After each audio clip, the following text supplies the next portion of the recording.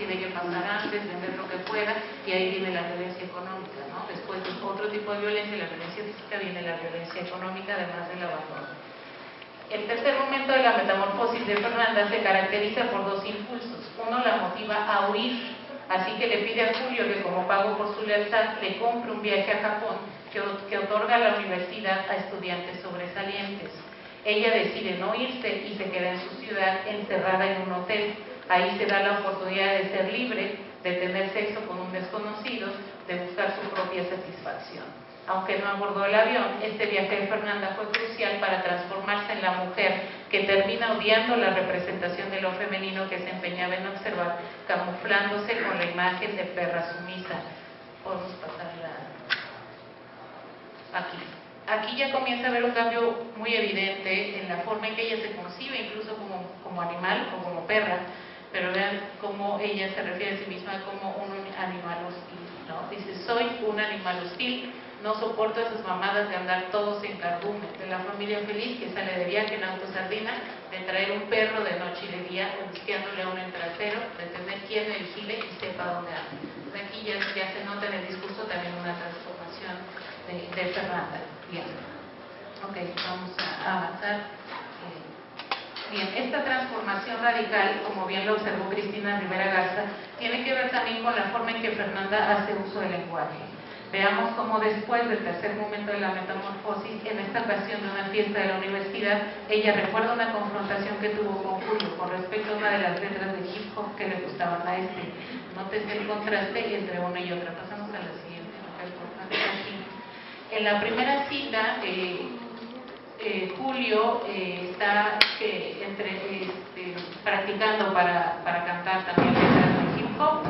Ella le dice tan temprano y jodiendo con ese puto reggaetón, su intención era molestarlo, ¿no? Pero ella dice, trataba de molestarlo, pero Julio me tiraba león, ni siquiera me oía, clavadísimo, tratando de sacar una canción de esas hipernacas que yo odiaba. Ese es, digamos, el nivel de discurso que utiliza. Y en el segundo, ella ya ha decidido abandonar a Julio, esconderse, después de que le compre ese viaje a Japón, y ahí se está relacionando con otro personaje.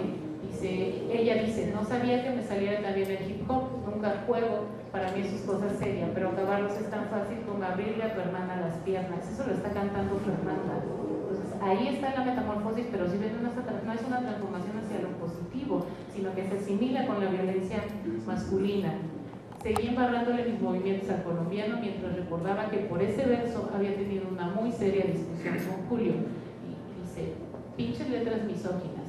Julio le dice, tranquila perrita, y ella le responde, perrita tu puta madre, ¿no? Aquí se reitera otra vez esa violencia en Fernanda y esa transformación. Muy bien. La que sigue, por favor. Dice, a tal grado se transforma Fernanda que comienza a nombrar a Julio mi perro y ya no mi hombre. Se invierte la relación de subordinación entre ellos, y luego de ese momento es cuando en su discurso comienzan a aparecer referencias a lo que tiene que ser o tiene que hacer, que muestran una posición de dominio. Yo tenía que ser la ley, yo tenía que ser la justicia, o tuve que aprender a hablar como los cabrones para hacerme respetar. Una tiene que demostrar de quién es el poder, ¿no? Bien, esto es lo que muestra cómo se dio una transformación no positiva de Fernanda, y además que esa transformación tuvo mucho que ver con el contexto de violencia en el que escogió vivir. Y bueno, termino con esto. En esta novela, como se ven, los elementos de la representación femenina se reiteran o se transforman. Por eso se ha propuesto aquí una lectura de la misma a partir de dos formas de entender la transformación de la subjetividad del personaje, pues esto permite observar tanto el valor del ejercicio estético como el mensaje pesimista con respecto a la posibilidad de subvertir la concepción tradicional de lo femenino construido en la literatura del narcotráfico. Fernanda subvierte la subordinación y alcanza una afirmación de su subjetividad, pero no logra descodificar los mecanismos que operan en una sociedad patriarcal y violenta. Gracias.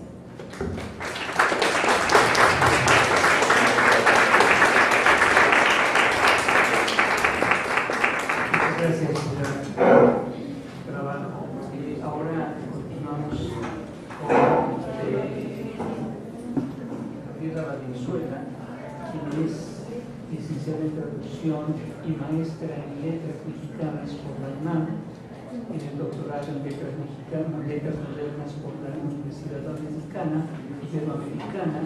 Además es egresada del Diplomado de Creación Literaria de la Escuela de Escritores de la Sociedad General de Escritores de México. Su investigación doctoral se centró en las cuestiones cuentistas mexicanos nacidos en la década de los 70. Ella ha sido colaboradora de varios suplementos y revistas como La Jornada Semanal, Blanco Móvil, Cultura Urbana y Casa del Tiempo. Es editora de la antología virtual 5 décadas de cuento mexicano, además de la revista Alter Texto, revista del Departamento de Letras de la Universidad Iberoamericana.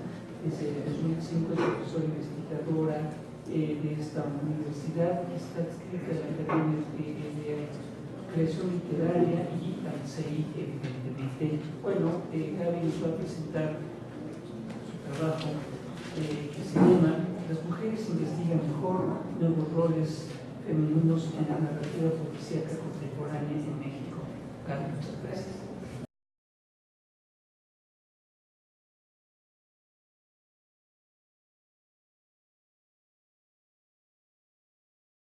Gracias, Fernando, gracias, Mercedes, gracias a todos por estar aquí.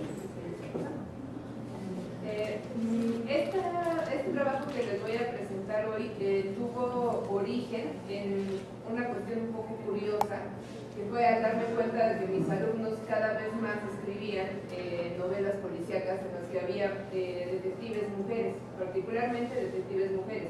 Hasta ahorita no me ha tocado dirigir ninguna tesis de novela sobre narcotráfico propiamente, pero sí hay varias en las que los personajes empiezan a hacer novelas de detectives o novelas policíacas, pero estos personajes son mujeres.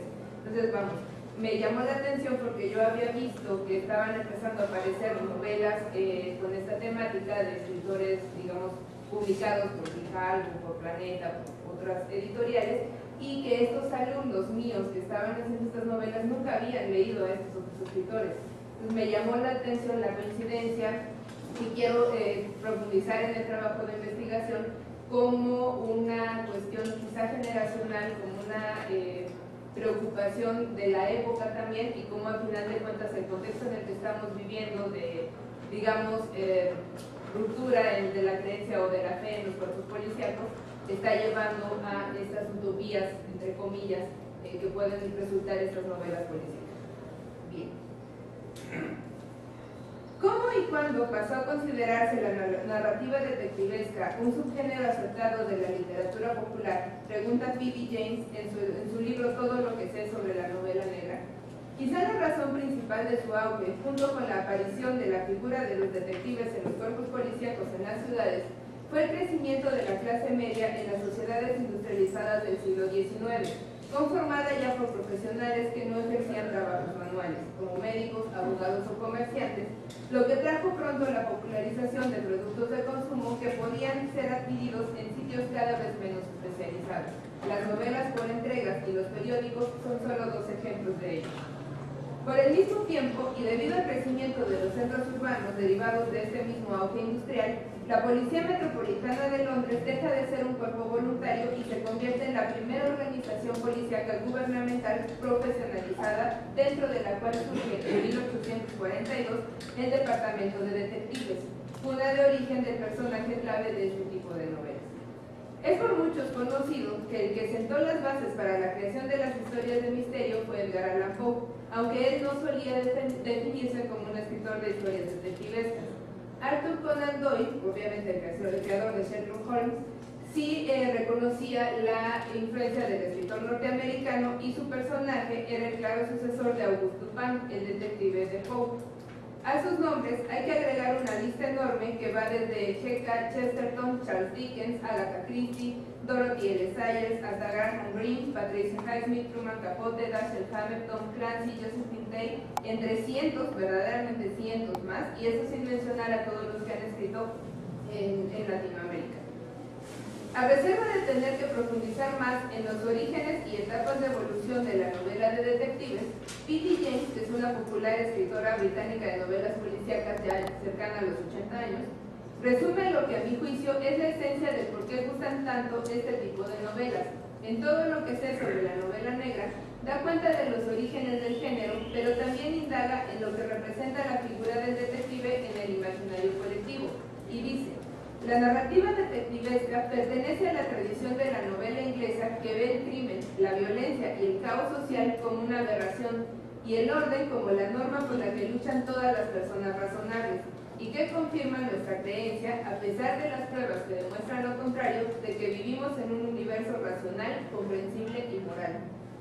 La popularidad de los detectives ingleses no tardó demasiado en cruzar el Atlántico e instalarse definitivamente en el gusto americano. Sin embargo, las circunstancias sociales en las que la novela de detectives surgió en Estados Unidos fueron radicalmente diferentes. Eran los tiempos de la Gran Depresión y los escritores de este lado del mundo tomaban su inspiración de un entorno social totalmente distinto a la Inglaterra de los años 20. Esta escuela de escritura violenta y realista, mejor conocida como el hard boiled o novela negra, fue la que impulsó en Latinoamérica el gusto por las historias de detectives. La fractura de las utopías socialistas y la represión de los ánimos libertarios que representó la masacre de estudiantes del 68 en Tlatelolco terminó de fertilizar el campo social en el que se alimentaría la novela detectivesca latinoamericana, el de las sociedades represivas representadas por las dictaduras de los 70 y 80 y la posterior descomposición de la política con la actual dictadura de la corrupción de los gobiernos. La reciente proliferación de novelas policíacas escritas por autores de generaciones posteriores al 68 deja en claro que la crítica al sistema de gobierno no se está haciendo tal vez en las trincheras del periodismo o de los panfletos y las luchas de pancartas. Estos autores están cuestionando nuestro actuar como país y como especie desde las líneas de sus historias, con todo y los temas poco serios que abordan, como la ciencia ficción, la frontera, la cultura pop o el narco. Y hablo de temas poco serios refiriéndome a un artículo de José Joaquín Blanco, de crítico literario bastante reconocido, que en abril de 2007 publicó en la revista Nexos un artículo intitulado La novela mexicana en las décadas del entretenimiento puro. Él decía en este artículo que ya no hay un gran tema mexicano, después de la Revolución Mexicana se perdió, y que entonces ahora siempre se sustituyen temas supletorios, dice él, cito, como la modernidad y luego la posmodernidad, el urbanismo, el feminismo, la marginalidad, la crisis, el crack, el destierro, la frontera, la migración hacia Estados Unidos. E incluso me llamaba mucho la atención que él tacha a las novelas actuales como novelas ponchis, dice. Con el creciente clima de violencia generado por la lucha entre el gobierno federal y los cárteles, uno puede cuestionar esa supuesta falta de seriedad en un tema como el del narcotráfico. Si bien hace 10 años se veían las novelas con esta temática como una moda que se pensaba pasajera, el tiempo y la recepción de estos títulos ha probado tal suposición como errónea. Hoy incluso presenciamos un fenómeno distinto en obras como Hielo Negro de Bernardo Fernández Beff o 36 toneladas cuando pesa una sentencia de muerte de Iris García Cuevas. Es la amalgama creada a partir de la novela negra y la novela del narco. Viviendo en México en lo que muchos estudiosos han denominado un narcoestado o un narcogobierno, no es difícil entender el sentido de una afirmación como la de Paco Ignacio Taibo II respecto de por qué en nuestro país ha ganado tanta popularidad este género neopolicial y esta mezcla incluso. Cito a Paco Ignacio: el neopolicial es una novela de crímenes muy jodidos, pero lo importante no son los crímenes, sino, como en toda novela policíaca mexicana, el contexto. Aquí pocas veces se va a preguntar uno quién los mató, porque el que mata no es el que quiere la muerte. Hay distancia entre ejecutor y ordenador, por lo tanto, lo importante suele ser el porqué. Medir la popularidad de estos dos tipos de novelas, la neopolicial y la del narcotráfico, a partir de los títulos de reciente aparición, es una tarea bastante fácil. Por mencionar acaso una veintena de ellos, podríamos hablar desde clásicos como Un asesino solitario, El amante de Janis Joplin o Balas de plata de Albert Mendoza, que es quizá el autor de novela de narco más conocido, o Todo Velasco Arán de Paco Ignacio Taibo II, que es la compilación de todas sus novelas, casi 20, sobre este personaje, el detective que lleva su apellido. Pero también hay títulos más recientes como Perra Brava de Ochoa Alarcón, la que mencionó ya Pilar, la mencionada 36 toneladas cuando pesa una sentencia de muerte de Iris García Cuevas, Cría buitres de @Don Rull, así se denomina el autor, no conozco su nombre, Las mujeres matan mejor, de Omar Nieto, de donde tomé el título de la ponencia, Tiempo de alacranes, Hielo negro y cuello blanco, de Bernardo Fernández Beck, La muerte me da y el mal de la taiga, de Cristina Rivera Garza, La fila india, de Antonio Ortuño, Toda la sangre y la octava plaga, de Bernardo Esquinca, Fiel de la madriguera, de Juan Pablo Villalobos, Trabajos del reino, de Yuri Herrera, Conquistador, de Rafael Acosta, Campos de Amapola, antes de esto, una novela sobre el narcotráfico, de Lolita Bosch, La sicaria de Polanco y el pecado de Mamá Bayú, de Joaquín Guerrero Casasola, Tan frío como el invierno, de Patricia Valladares, Policía de Ciudad Juárez, de Miguel Ángel Chávez Díaz de León, A Lupita le gustaba planchar, de Laura Esquivel, y Trago amargo y el caso Tequila, de F.G. Javier. Lo que sí es una tendencia actual, más que de moda, es la presencia de protagonistas justicieras o traficantes en estas historias. La popularidad de los personajes femeninos en estas primeras décadas del siglo XXI ha continuado subiendo desde que personajes como Clarice Starling, el personaje de Jodie Foster en El silencio de los inocentes, o Dana Scully, la investigadora de los expedientes secretos X, hicieron su aparición en las pantallas. En México, la penetración de los personajes femeninos líderes en temas de justicia sigue limitada a la literatura, aunque ha tenido más desarrollo. De estas 27 novelas que listé en la página anterior, 12 de ellas tienen como protagonista a una mujer, ya sea en el papel de la detective, la jefa del cártel o la sicaria. Linda Misejewski, en su libro Hard Boiled and High Heel, The Woman Detective in Popular Culture, que sería algo así como de negras y de tacones, la mujer detective en la cultura popular, plantea que cuando el género detectivesco cambia de género, cuando una mujer es la que hace negocios en la oficina del detective, la onda de choque es visceral, física y hasta sexual. Pues una mujer detective representa un cisma para un género que ha estado asociado tradicionalmente con roles destinados a los hombres, aunque desde sus orígenes las mayores consumidoras de novela de detectives han sido las mujeres. Estas mujeres detectives monarcas mexicanas, irónicamente escritas en su mayoría por varones, suelen ser rudas, fuertes e íntegras dentro de su sistema de valores, ya sea el de la justicia del Estado o la del cártel. Siguiendo el razonamiento de lo que no son estas nuevas protagonistas, podemos identificar algunos puntos importantes para la conformación de estos personajes femeninos. El primero sería, no siempre son mujeres con cuerpo de modelo que responde al estereotipo de delgadez extrema. Curiosamente, las malas, las narcas como Teresa Mendoza de La Reina del Sur de Pérez Reverte, Fernanda de Perra Brava o Lizzy Zubiaga de la trilogía de Bernardo Fernández, suelen ser mujeres hermosas y de cuerpos estéticos, más inclinadas al estereotipo de la femme fatal. En este libro de Linda Misejewski, justamente ella dice que en las primeras novelas de detectives, todavía hasta los mediados de los años 80, se dividía muy claramente a hombres y mujeres. O sea, los hombres eran o los villanos o los detectives y las mujeres las víctimas o las femme fatales, pero no había de otras, o sea, todavía no se cruzaba el límite. Por ejemplo, cuando Julio enfrenta a Fernanda en Perra Brava después de que ella mató a la joven que estaba embarazada del propio Julio, él cuestiona cuál puede ser un castigo justo para ella. Y cito la novela: "Ahora, ¿qué hago contigo, cabrona? Si te dejo con vida, pierdo el respeto de mis hombres. Si te mato, es peor que matarme a mí mismo. ¿Cómo te castigo, cabrona? ¿Mando que te encajuelen a ti también? O mejor que te cojan todos, que vengan los cabrones, que se sacian. Tanta carne tan buena para echársela a los gusanos". Por el contrario, las policías suelen ser mujeres de cuerpos menos estilizados, aunque no dejan de tener un atractivo sexual importante, como demuestra la descripción que Henry Dávalos, agente de la DEA, en Cuello Blanco, hace de la detective Mijangos, la heroína de esta trilogía.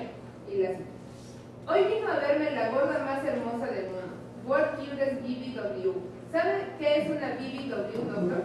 ¿Qué es una BBW, Henry? Big Beautiful Woman, una grandota bonita.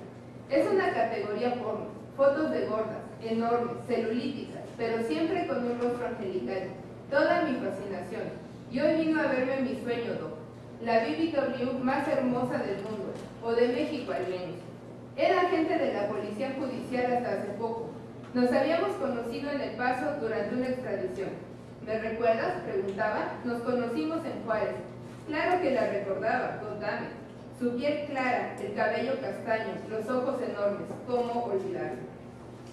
El segundo punto que hay que considerar es que no son diosas sexuales. Otro de los estereotipos típicamente femeninos es el de las prostitutas, pero en estas novelas es trascendente el hecho de que la sexualidad femenina es al mismo tiempo tabú y tentación.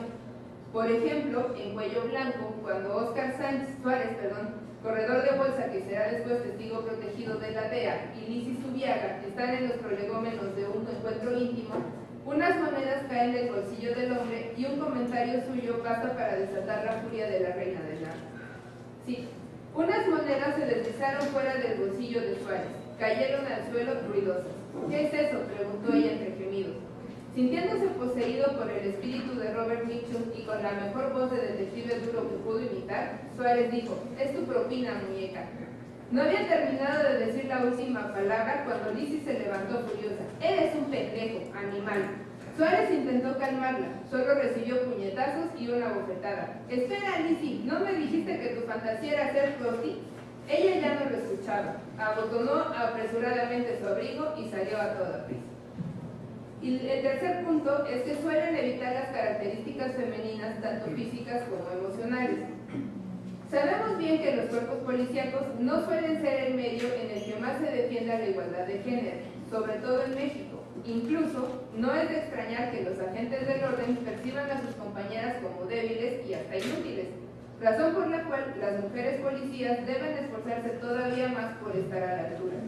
No es, por lo tanto, raro que las detectives rechacen su corporalidad femenina y utilicen ropa más bien masculina. «Yo solo uso boxers y tops de algodón», le dice Andrea Amirós, el asesor de moda que le contrata a la DEA para hacerla pasar por la viuda de un narco de Sinaloa. «Usabas, mi amor», responde el canadiense, mientras un especialista en lencería procede a tomar las medidas pertinentes. El punto de quiebre de esta imagen masculinizada se da un par de días después en la novela, como apunta Mijangos en sus notas de investigación. Dice ella: «Cuando 2 días después me probé la lencería que me hizo Guincho, no podía creer que esas tetas imponentes y esas nalgas portentosas fueran mías». Y es que la razón por la cual las policías quieren esconder su feminidad no es precisamente gratuita.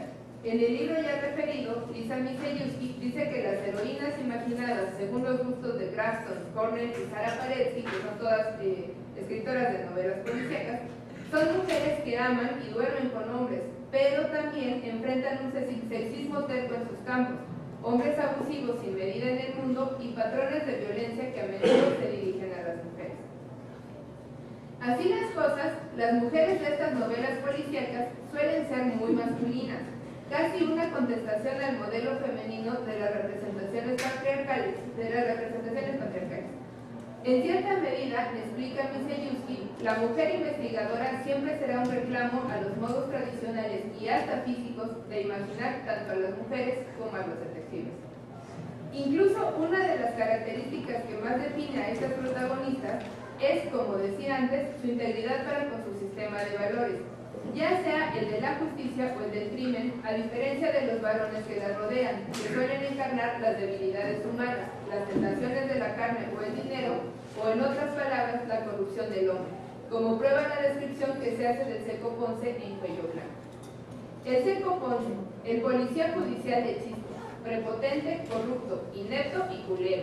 La clase de sujeto que desearías nunca tener de vecino, con el que evitas cruzarte en la calle. Había visto sus días de gloria a finales de los 80 en tiempos de su procurador Coelho Trejo. Heredero de la más rancia tradición policíaca mexicana, el Seco era sobreviviente de otra época, cuando los judas eran amos y señores de la Ciudad de México. Como un dinosaurio fuera de lugar, Ponce había tenido la mala suerte de sobrevivir a los tiempos, de no haber muerto de un balazo y hacerse viejo en una corporación que ya no era el marranero que había conocido. Un lector no avesado podría deducir que gracias a la incorporación de mujeres, la policía ha dejado de ser ese marranero. No por nada, hace poco más de una década se prefirió a las mujeres como agentes de tránsito porque son menos proclives a las mordidas.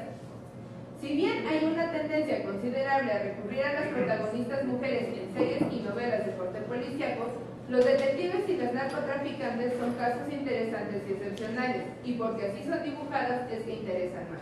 Los autores que les dan vida podrán haber nacido y crecido en una época de madres trabajadoras y convivir con mujeres empoderadas, pero ciertos ámbitos siguen siendo territorios meramente masculinos, como la justicia y el crimen, polos opuestos, pero además igualmente demandantes y difíciles.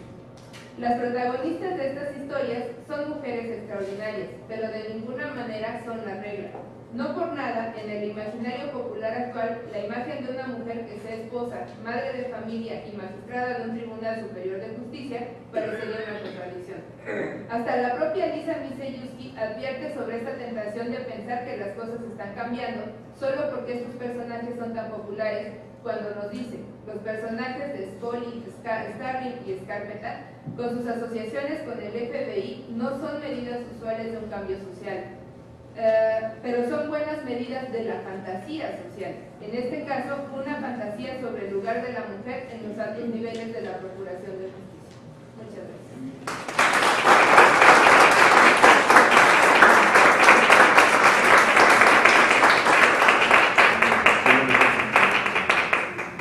Gracias, Gaby.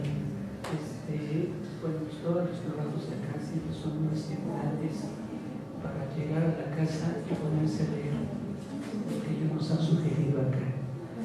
Bueno, ahora le damos la palabra a Alma Venegas González. Ella es estudiante de nuestra licenciatura de creación literaria. Cursó el taller de creación literaria en el Centro Cultural Javier Villarrutia y el de iniciación literaria Amuscar. Ha participado en lectura de cuentos en el Centro Cultural José Martín, en la Feria de Libros del Ferrocarril Suburbano y varios encuentros literarios en la delegación Azcapotzalco. En el mes de febrero, la Gaceta Río Arriba publicó una versión digital de sus poemas. En el año que venimos cursando, tuvo una segunda participación en la Feria Internacional del Libro de Ingeniería con el recital La Poesía Hoy. En julio de este año participó con lectura de poesía en el evento literario Ciudad de Ciudades en el Centro Cultural y relativo a Ecatepec.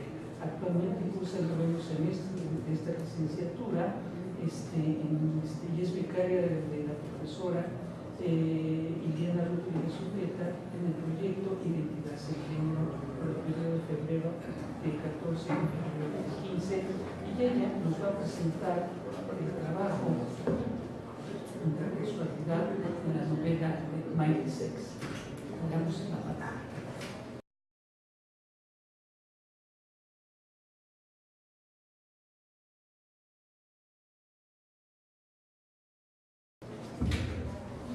Gracias, profesor.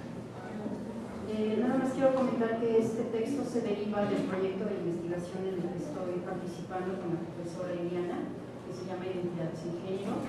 Esto se debe gracias a nuestra universidad y a la Secretaría de Ciencia, Tecnología e Innovación.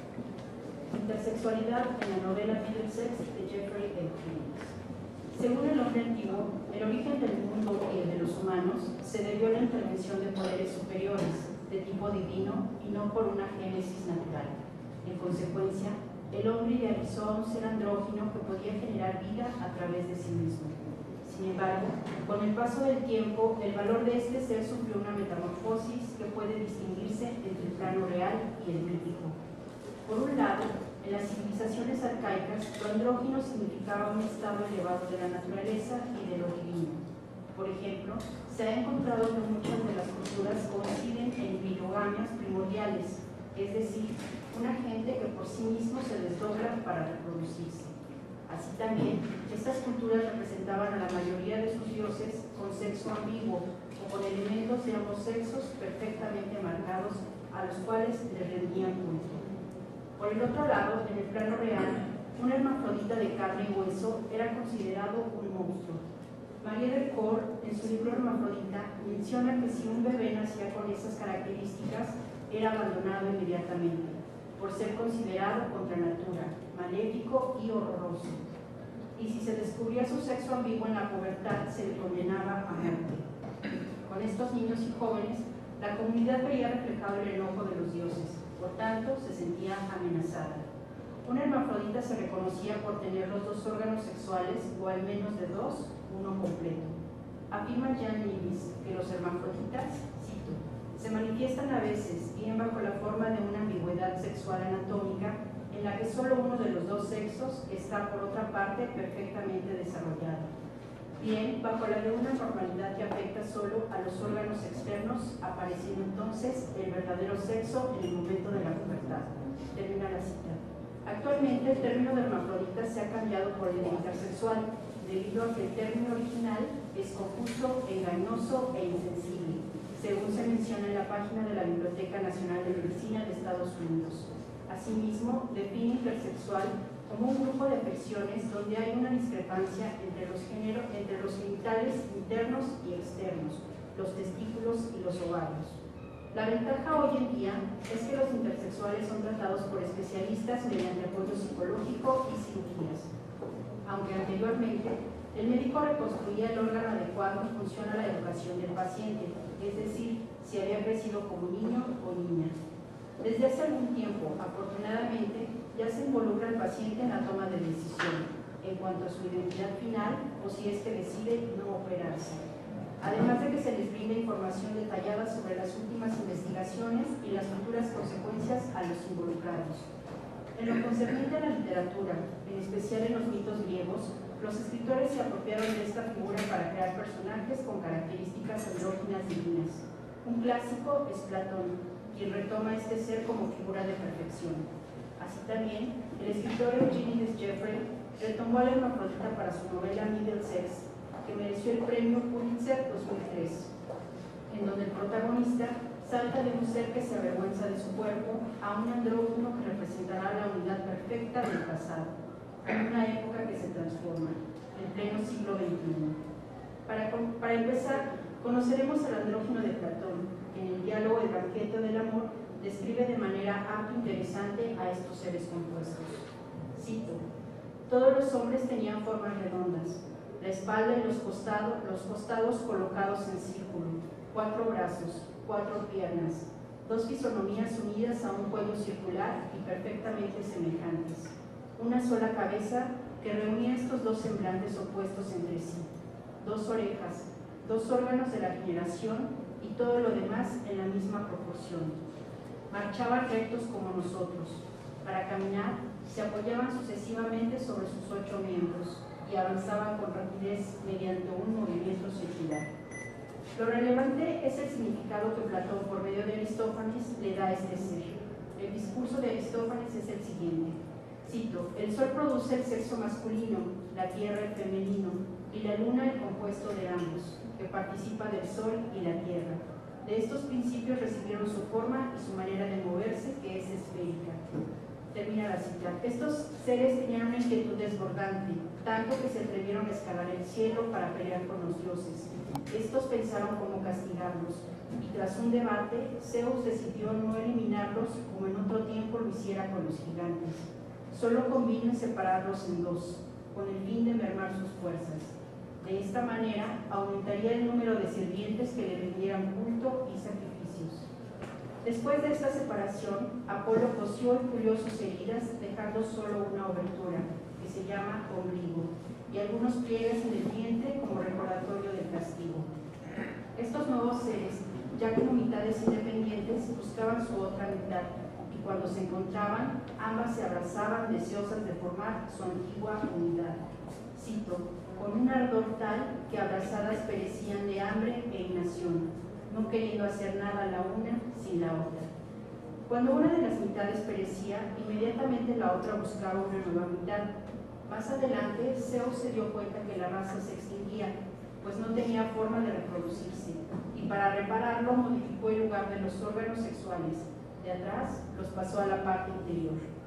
Aristófanes explica que la búsqueda de nuestra otra mitad proviene del amor natural que nos tenemos. Este amor nos hace recordar nuestra naturaleza primitiva, nuestra antigua perfección. Platón retoma el mito originario del andrógino como unidad total perfecta, concebida desde las culturas ancestrales. Ahora bien, Eugenides Jeffrey, 2003, en su novela Middle Sex, crea un personaje hermafrodita en una época más actual que, sin embargo, sigue causando repugnancia y morbo. pero a la vez ya es objeto de estudio. La novela es contada desde la voz del propio hermafrodita, cuando éste tiene 41 años, por lo que existe un acercamiento más íntimo de su sentir para con el lector, pero a la vez, Calíope, Helen, Estefanides o simplemente Cal fuge como omnisciente y hace un viaje por la espiral de la analepsis para llegar al origen de su ascendencia. Se hace un presente en Grecia, donde registra la batalla de los griegos contra los turcos. También observa cómo sus abuelos, al buscar un refugio, llegan exiliados a una América que no los conoce. Por lo tanto, los hermanos de Sémona y Leti Estefanides llegan a Estados Unidos como esposos para iniciar una nueva familia. De este incesto entre hermanos nació Milton y Zoe. Asimismo, su Merlina, prima de los hermanos Estefanides, quien los recibió en Estados Unidos, dio a luz a Tessie, una pequeña de la misma edad que Milton, su primo. Los niños crecieron juntos y posteriormente vivieron como marido y mujer después de su boda. Nuevamente, el lazo de sangre unía a la siguiente generación.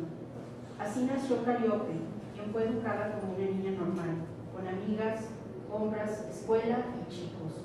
Sin embargo, al llegar a la pubertad y después de un accidente, un médico descubre que posee internamente el órgano sexual masculino. Tras la pasmosa noticia que recibieron de los doctores, los padres de Cali la llevaron con un especialista, el doctor Rus, quien estaba a cargo de la clínica de trastornos sexuales y de identidad sexual. Mientras tanto, la adolescente intrigada buscó información sobre sí misma. En un diccionario, brincando de un concepto a otro, encontró, cito, hermafrodita, que tiene órganos y muchos de los caracteres sexuales secundarios de ambos sexos. Véanse sinónimos en monstruo. Por supuesto que también leyó este significado y así reflexionó sobre su situación. Cito, era una palabra autorizada, oficial, el veredicto que la cultura daba a una persona como ella, monstruo. Eso era ella. Termina la cita. Ante esta revelación, Cali entendió por qué lloraba su madre todas las noches. Después de exhibirse bajo los reflectores de los profesionales médicos, de varios estudios, evaluaciones psicológicas, etc., sus padres le dijeron que su problema se debía a que tenía un mayor número de hormonas masculinas que femeninas y que con un pequeño procedimiento podría irse a casa. Sin embargo, a octavillas la joven pudo leer el expediente redactado por el doctor Cruz. Cito la conclusión. En su discurso, modales y atuendo, el sujeto manifiesta una identidad y un papel sexual femeninos. El sentido masculino o femenino de la educación es el factor más importante a la hora de determinar la identidad sexual. Termina la cita. Tras descubrir que el doctor pretendía operarla para ser niña, tomó la decisión de alejarse de sus padres. Buscó dinero y con una pequeña maleta salió del hotel en San Francisco, dejando la siguiente nota. Queridos papá y mamá, sé que solo tratáis de hacer lo mejor para mí, pero no creo que nadie sepa con seguridad lo que es mejor. Yo no soy una chica, soy un chico. Eso es lo que he descubierto hoy. Así que me voy a un sitio donde no me conozca nadie. Cuando se enteren en Grosse Pointe, seré la comidilla de todo el mundo. Por favor, no os preocupéis por mí, estaré perfectamente. Y por última vez firmó como Cali. De pronto, su naturaleza le dictó vivir como hombre, por lo que decidió adoptar el nombre de Cali, a la inversa que Tiresias, primero femenina, luego masculina.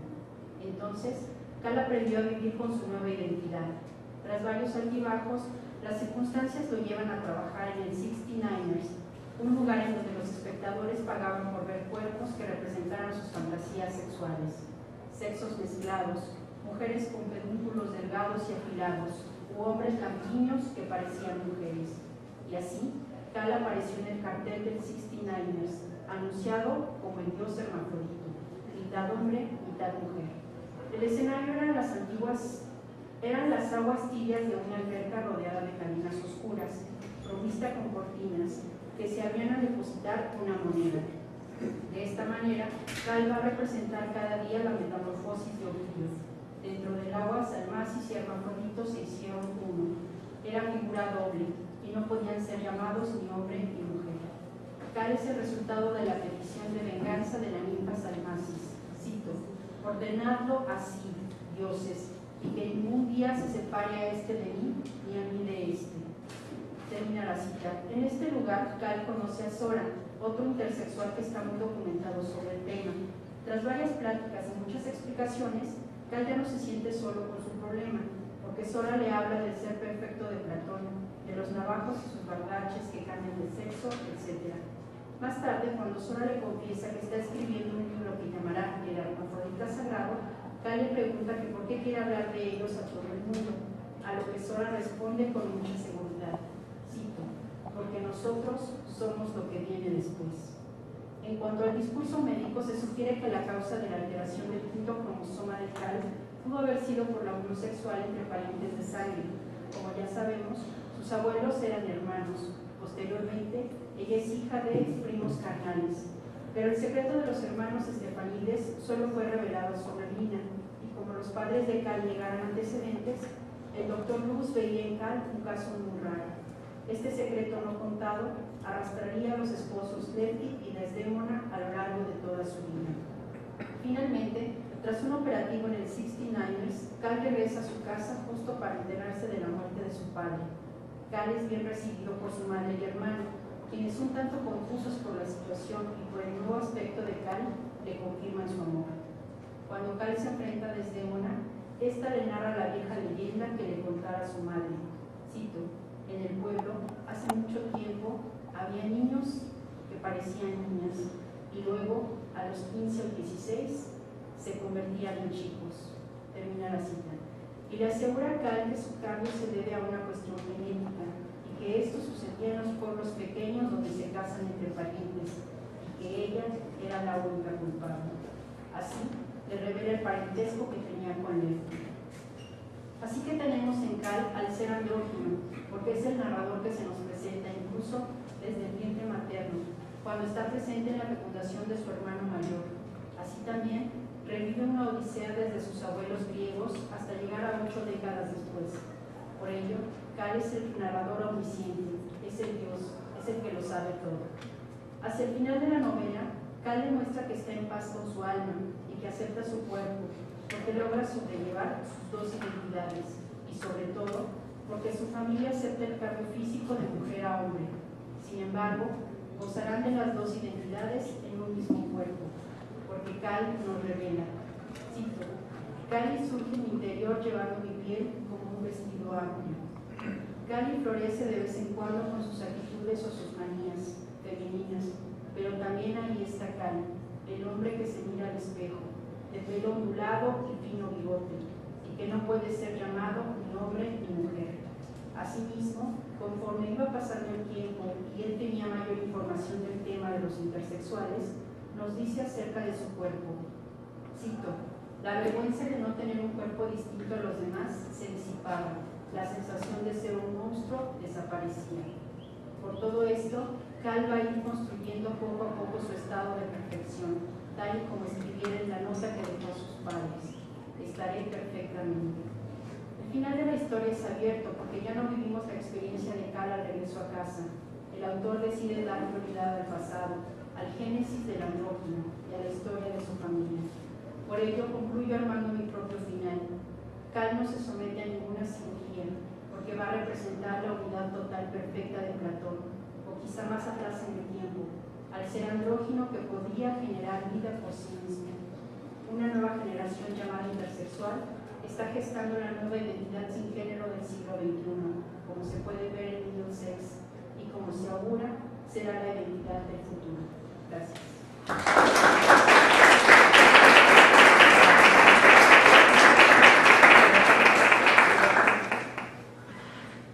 Muchísimas gracias, Ana. Ahora pasaremos con Fátima Íñiguez. Ella también es estudiante de la licenciatura de creación literaria y ella nos visita de tierras lejanas. Entonces, ella es profesora de inglés, comenzó a escribir poesía a los 7 años de edad. En 2007 ingresó a la licenciatura en creación literaria, donde conoció a su profesora Liliana Rodríguez y a su profesor Héctor Carreto. En 2010 conoció al poeta mexico-uruguayo Saúl Ibargorri, quien es también su profesor. Algunos de sus poemas han sido publicados en la carrera literaria, Intraarte y en las antologías como Poetas de Reserva, Los Coleópteros, Los Coleópteros y El Árbol en Llamas.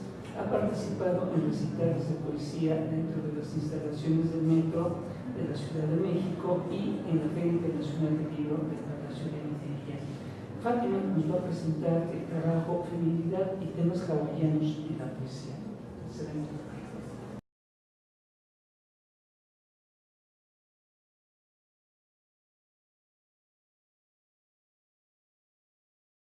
Buenas tardes, gracias por la presentación y una disculpa por el retraso. Bueno, empiezo. Maternidad desgarrada. Han de arrancar el placebo estas manos que ya olvidan en hinchada maternidad, hipocondríacas que anidan tantas penas abortadas de la mujer abatida por un deseo neonato.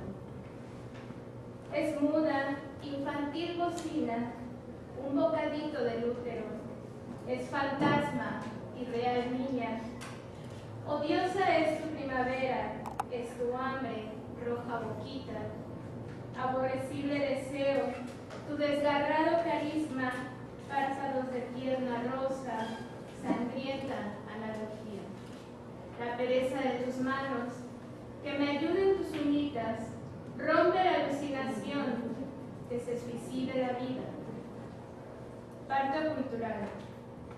Ayer parí una duda azul. ¿Azul? Porque detesto que incluso mi parir tenga que ser rosado. Cuestioné aquella falda que dejé de usar a los 15 sobre sus pretensiones entabladas en tela de tonos pastel. Anclé esa misma duda a mi primer brasier. Diminuta regla de estereotipos, síndrome canónico adolescente en tamaño AA minúscula, para ser exacta. ¿Por qué y para qué rosa? Si yo hubiera nacido hombre, también habría escrito poesía, poesía azul, hablando de partos masculinos rosas. La esclava. Tiene ella la voz, el decir y sus palabras encadenados al existir, amarrados a la pared de su ser, y es esclava de sus ojos por no ser ciega, y es esclava de no querer mirar lo que debe de ser a la pupila revelado. Evidencia, prueba, síntoma de la verdad. Es la sujeto de lo que va sujeto al deseo de estar cuando no se es, como un cordón umbilical que ahorca el alimento para no engordar de la esclavitud a la vida. Mujer de oro. ¿Quién le dará la mano al hambre, a la guerra, a la mujer que nace africana y esclava? ¿Quién salvará la esperanza, exiliada fantasía que no deja huella? ¿Y qué canción cantarán sus ojos, sus manos y sus pies raídos por la tierra? ¿Qué elefante exhausto montarán las mujeres viudas de vida, de clítoris y de sombra propia? ¿Qué historia nueva comerán en la cena para disculpar la ambición, el despojo, la violación al existir? El oro musulmán pesa más en el cuello de la mujer de África. Es costumbre que ellas olviden y fiel tradición que en sus cuerpos brille el poder masculino. El rostro de las mujeres africanas. Se tiende el sol en la tierra de África, se escriben las sombras y con ellas se cuentan sus rostros, la cuna humana. Su frente es mi frente, plegada por emotivas jornadas, trabajos, andares, transpiración de cosechas y cacerías. Sus ojos son mis ojos, 2 granos de café en busca de lunas y dioses. Su nariz, mi nariz, respingado olfato que huele y hace existir a los campos. Su voz es mi voz, cantares que respiran la tierra africana, que narran el mismo existir. Y su rostro, tan mío, y yo soy su rostro, lucha infatigable de querer ser, y al final siempre somos polvo, solo polvo, negro, gris y blanco polvo. I didn't hear you live. Mi sombra se ahorcaba mientras tú partías. Gritaban nuestras manos, temblaban sus lenguas, gemían en lo táctil. I didn't hear you live. La noche se prolongó por dunas de agua, mariposas danzantes con pasos acuosos. I didn't hear you live. Y todos te escucharon, pero no miré mi puño palpitante. Y es que no saliste de la casa, pero no sonó tu silueta a través de mi insomnio. I didn't hear you live. Empty eyes. Tengo la cerradura y la llave a la nada. En la sombra de su vacío solo existen las simetrías de juguetes apolillados, cadáveres de avispas, ecos en exilio de cavernas y el último cabello en tu almohada. Empty eyes, mirrors not allowed. Guardé un par de grietas para tus fotos, la tinta de una carta sin final, el vaho que yo no trepó tu espejo. Si abren la puerta, escapará el polvo de tu silencio. Querida madre, cierra el ataúd y cose tus párpados. Tienes los ojos vacíos.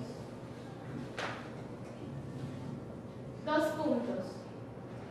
Manga corta, manga larga, 3/4, mezclilla negra, corrugada, 2 ojales, botones de un color incierto, calcetas de ojos vacíos, fatigadas cremalleras, en una chamarra anciana, el sostén de un par de nadies pequeños, un puente de algodón seco, gastado por un par de labios que no le hablan, rayas, lunares, dobles rayas, lunares arcoíris, cuadros grandes, cuadros de doble raya, cuadros triángulos, gotea, gotea, gotea. Gotea como los puntos suspensivos que no son más que 2 en este poema. La lavadora enmudeció una tarde lluviosa, una tarde que no era día 28, una tarde que mi periodo llegó mientras lavaba la ropa y mi lavadora, la ropa y mi vagina goteaban. Pele. Observo el fuego de Pele, un trozo de sus volcanes servido en copas de coco. ¿Cuántas chispas exhala su canto? Pele, mujer de cabello rojo imaginario, de curvas bajordeas y engañosos amores. Pele bebe agua de nieve, vida y cuerpo de aquella mujer de las montañas nevadas. Rojo lava es el tono y color del amor para Pele, venganza fundida en Jujuy. Genoano, Hiaka y Culió, Pele, en honor a Hiaka, en el seno de Pele. Despeinada. Y así te encuentro despeinada entre restos de pellejos de pollo sin piernas, clavos crudos, canela en polvo y pimienta entera. Y así tu cuerpo con aliento a cocina mezcla tabaco y cacao, hilando un collar de puntas quemadas con tu cabello aún despeinado. Y así sé que no es secreto que 2 días al mes no te peinas, porque las sábanas de lechuga bajo las verduras hervidas distraen a tus manos. Y así, despeinada, bajas el fuego para no quemar de la poca vida al pollo, o a sus piernas, o a su pellejo. Gravedad. Te he visto atada bajo un puente con los sueños colgando, igual que tus pies.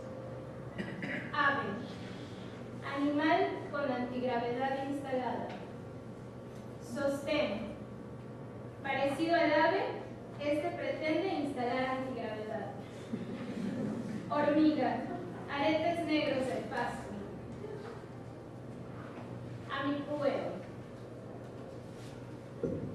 Imo, imo, haku, iki, hao, hao, bao, yaoi, iluna, eo, ke, hao, kahu, kamana, ikaleba, imo, imo, haku, iki, hao, hao, bao, yaoi. Un pueo con canto fatigado detuvo el vuelo. Sus plumas descienden como lluvia estelar. Reconozco sus ojos e incluso la opacidad de su brillo. El pueo tiene la mirada de mi madre. El pueo lleva el color de sus ojos. Imo, imo, haku, iki, hao, hao, bao, yaoi. Y sus plumas caen una a una como un arrullo de polvo estelar. Sus plumas descienden, son adiós y son olvido. Y luna, eo, que, hao, kahu, kaimana, y kaleba. Querida noche, te canto a ti. Cuida el vuelo quebradizo de mi pueo, amarra el viento al amanecer. Haz que llegue a casa, que sueñe una vida más mientras yo le canto, que duerman los ojos de mi pueo, y con la noche en su mirada, mi pueo despierta y yo desaparezco. Imo, imo, haku, iki, hao, hao, bao, yaoi, iluna, eo, ke, hao, tahu, kaimana, i kaleba, imo, imo, haku, iki, hao, hao, bao, yaoi. Vagine. Escoalúa y Aina tiembla. Kai imagina dirige en su cajico a Moana. Alo, ja, espacio, aliento, espacios, aliento. Los caracoles del Kai respiran. Alo, ja, un honey para la. Mi kino de cara al universo. Alo, ja. La salpica la vai con sus hojas, huellas de keiki en la arena. Alo, ja. Canta el pueo, cae el mío, nace púa, una vagina. Gracias.